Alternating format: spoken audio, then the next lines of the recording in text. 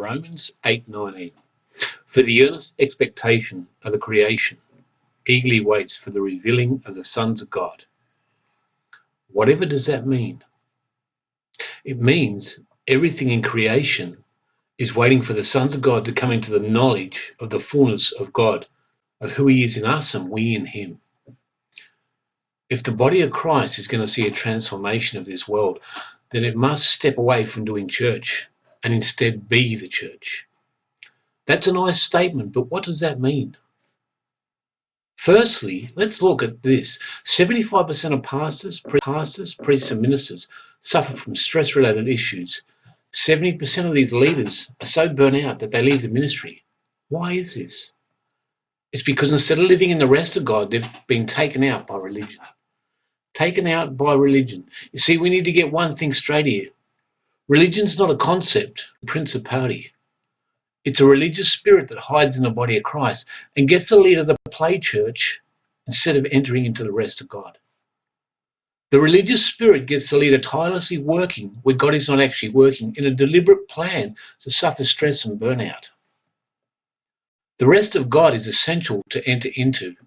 As a matter of fact, in Hebrews 4:11 says to us that we need to make every effort to enter into that rest. Another version says to strive to enter into that rest. Into the rest of God. I'm not talking about doing nothing. I'm talking about ceasing from your own works, your own plans, and listening to God and moving with him. What is the writer of Hebrews talking about here? Let's take a look at Jesus.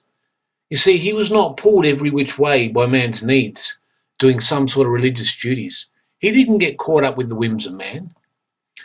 John 2:24 tells us that what was in man.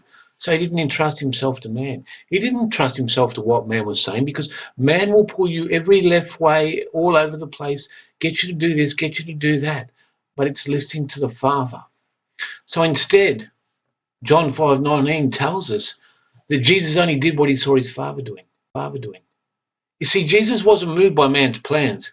He was only moved by his Father's plans. He was in total rest. He had ceased from man's plans and the plans that man had for him. He'd ceased from that. He wasn't caught up by the whims of man.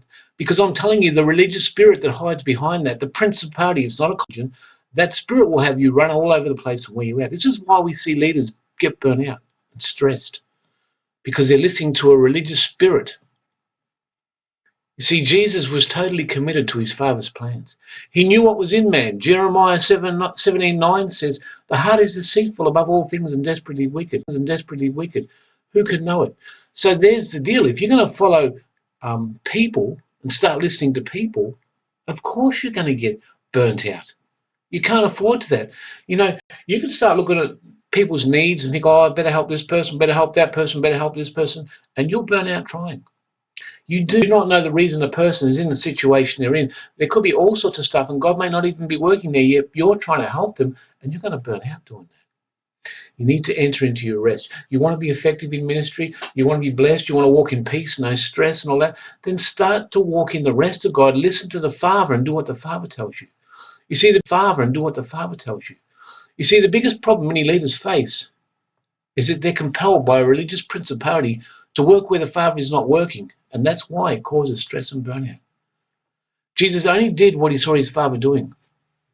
When Jesus went to the pool of Bethesda, he bypassed many sick, lame, and crippled. He didn't run around compassionate and think, I better heal everyone here. He didn't do that. He wasn't pulled by the things of man. And I'm sure he must have been compassionate and sorrowful and all the rest, but he was only doing what his Father told him to do. You see, so he bypassed many sick, lame, and crippled and went to one man and said to him, do you want to be made well? Why only one? Why only one? Because he only did what he saw his Father doing. The one we worship, the one who died for us, only had 12 that he discipled. He didn't have his own aspirations. He only did what he saw his Father doing. You see, the devil tried to tempt him and said, if you bow down and worship me, I'll give you all this. I'll give you that. He wasn't compelled by that. He said, step away, get away, worship the Lord and serve him. He only did what he saw his Father doing. That's why we need to enter into rest. That's why we need to understand what much of the church is caught up with is a principality. not a concept of religion and religious ways. It's a principality that will drive people till they burn them out, doing all sorts of religious good works, that is wood, hay, and stubble. Oh, you can help people. Tried that.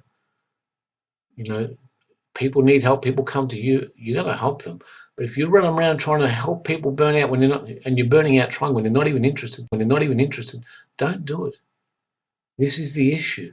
Enter into your rest.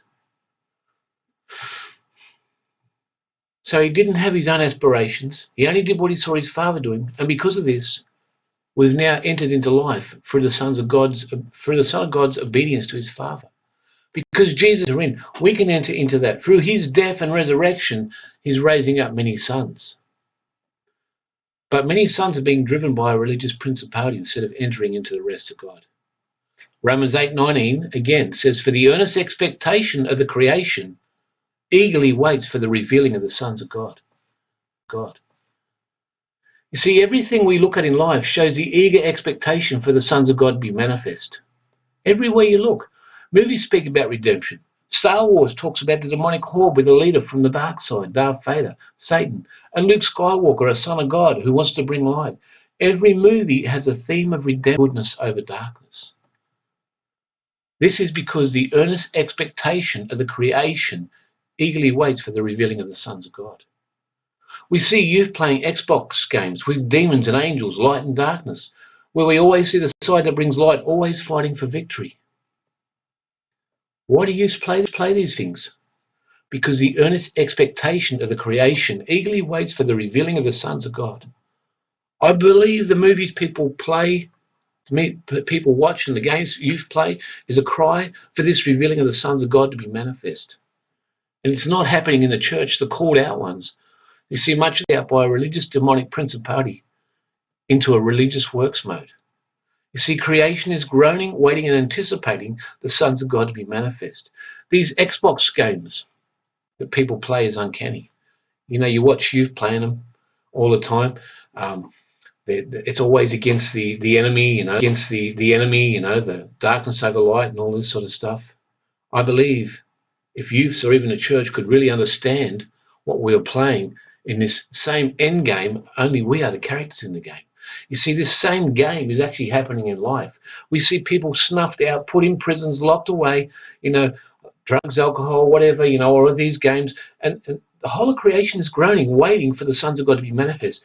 Youth are playing these games because the church doesn't have the actual real deal. You see, if church will get away from the principality and start to live as a manifest sons of God and start to enter into their rest, we'll find that game that people will be added to that because they'll see it. And it's not a game, but we're the players in it. We're the ones that have the victory. We're the ones that need to stand up in that. We're the ones that need to know the weapons of warfare, put on our armor, understand what we're dealing with, because there's a war going on.